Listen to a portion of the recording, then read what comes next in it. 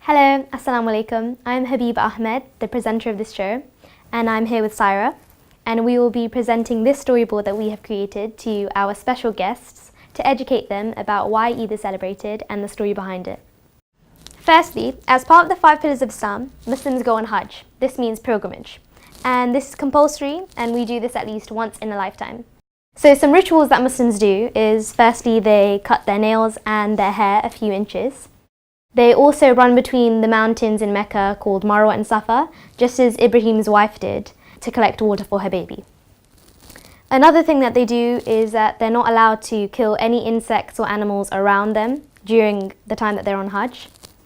And they also circle this, which is the Kaaba. They circle it 7 times, and that's called tawaf. Yes, Emily?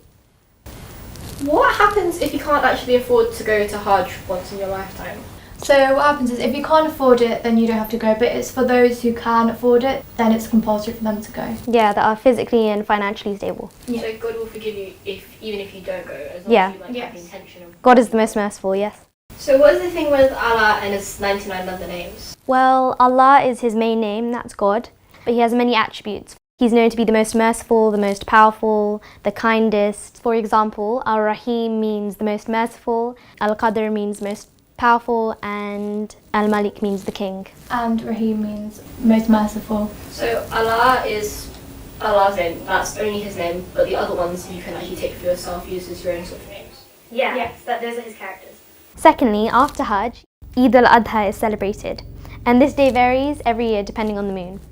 On Eid al-Adha, Muslims all around the globe sacrifice a sheep or a goat. It's preferably a 4-legged animal, because say you sacrifice a chicken, it wouldn't work because it only has 2 legs. And that's to remind themselves of Ibrahim's obedience to Allah, which links to the dream that he had when Allah came into his dream and asked Ibrahim to sacrifice his only son. And despite Shaitan, so the devil, that tempted him not to do so, Ibrahim had such faith in Allah that he was willing to sacrifice his own son, and just as he was about to do so, instead of his son being sacrificed, Allah gave him a lamb to kill instead. And the moral of this story is that you should always have very strong trust in Allah. Yes, Delara? What is Zamzam water? So the story behind Zamzam water is that one day Allah commanded that Ibrahim should leave his wife and his child in the desert, and he left them with dates and some water, but by the time that ran out, the child started crying because he was hungry and thirsty. So Ibrahim's wife decided to search for some water and some food, and she ran in between the 2 mountains, Marwa and Safa.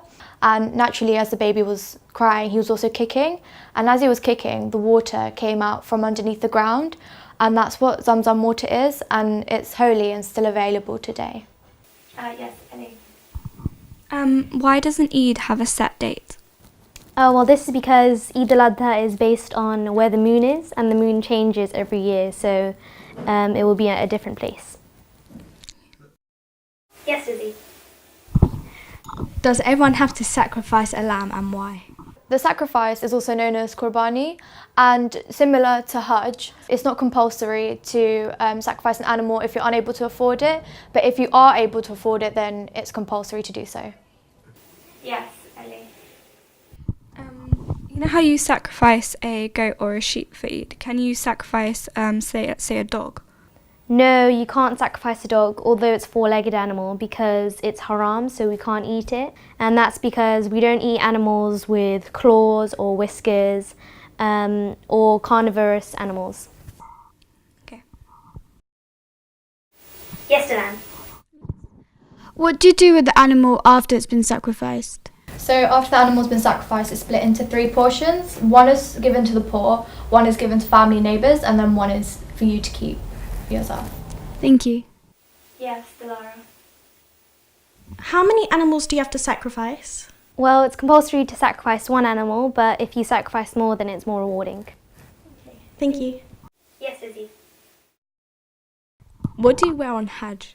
For Hajj, we have to wear plain clothing which has no stitching, no embroidery. It's really simplistic, and that symbolises clear-mindedness, purity, and that we're all equal. And also when we die, we're supposed to be wrapped in the same clothing. Yes, Dilan. What if you accidentally kill something? Well, Allah is Al-Rahman, so the most merciful, so if it's an accident, then it's an accident, as long as you're not intentionally killing an insect or an animal.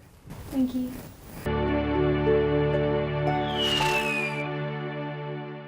This segment, which is a mind map, and we will be brainstorming all of our ideas on Eid.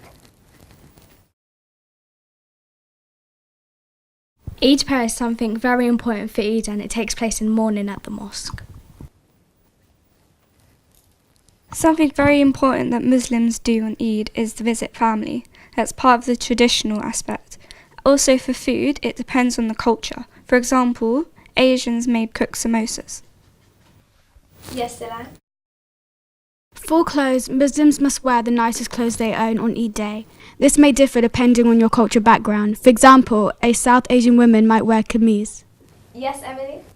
In terms of the religious aspects of Eid, it's celebrated after Hajj, which is a pilgrimage, and it's one of the 5 pillars of Islam, which are the 5 building blocks of the religion. And it relates to the story of Ibrahim, who was an important prophet. Yeah, Dilara. Could something that falls under the categories of tradition and food be distributing sweet? Yeah. Okay.